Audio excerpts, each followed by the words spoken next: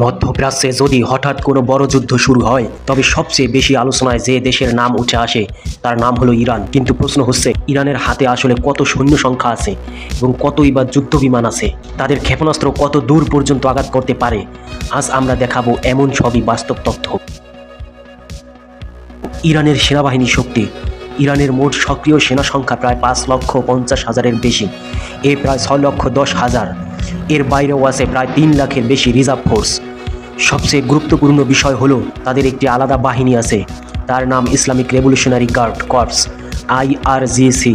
এই বাহিনী সরাসরি দেশের কৌশলগত ও ক্ষেপণাস্ত্র প্রোগ্রাম নিয়ন্ত্রণ করে। মধ্যপ্রাচ্যের সবচেয়ে বড় স্থল বাহিনীগুলোর একটি ধরা হয় ইরানকে।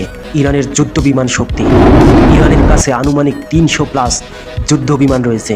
তাদের বহরে আছে পুরনো আমেরিকান F-4 ও F-5, রাশিয়ান MiG-29 ও Su-24 বোমারু বিমান। যদিও অনেক বিমান পুরনো, তবে ইরান নিজস্ব প্রযুক্তিতে আপগ্রেড করার চেষ্টা করেছে। তারা রাশিয়ার কাছ থেকে আধুনিক Su-35 সংগ্রহ করার কথা আলোচনাও করেছে। ইরানের কাছে ক্ষেপণাস্ত্র আছে কতটি? আসল শক্তি, ইরানের সবচেয়ে বড় সামরিক শক্তি হলো তাদের মিসাইল প্রোগ্রাম। তাদের কাছে আছে বিভিন্ন রেঞ্জের ব্যালিস্টিক মিসাইল, যা প্রায় 300 কিলোমিটারের, 700 কিলোমিটারের, 1000 কিলোমিটারের, এমনকি 2000 কিলোমিটার পর্যন্ত। এর মানে মধ্যপ্রাচ্যের বড় অংশ তাদের রেঞ্জের মধ্যে। সাহেব ও সিজিল সিরিজের মিসাইল ও আন্তর্জাতিকভাবে আলোচিত। এছাড়া রয়েছে প্রেসিশন ক্রুইজ মিসাইল এবং বিখ্যাত সাহেব ড্রোন সিরিজ, যা আধুনিক যুদ্ধে বড় ভূমিকা রাখছে। নৌবাহিনী শক্তি।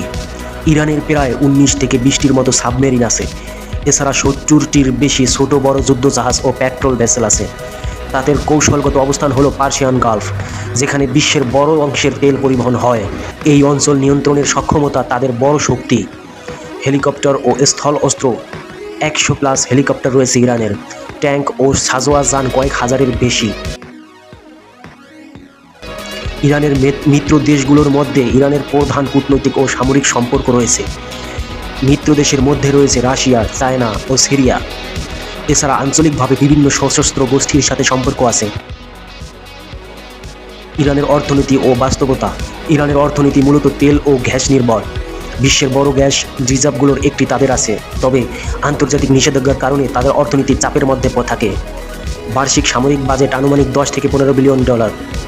সুতরাং ইরান শুধু রাজনৈতিক আলোচনার দেশ নয়, এটি একটি শক্তিশালী আঞ্চলিক সামরিক শক্তি। কিন্তু প্রযুক্তি ও অর্থনীতির সীমাবদ্ধতাও আছে। প্রশ্ন হলো, ভবিষ্যতে এই শক্তির ভারসাম্য কোথায় দাঁড়াবে? আপনার মতামত কি কমেন্টে জানাতে ভুলবেন না। সাবস্ক্রাইব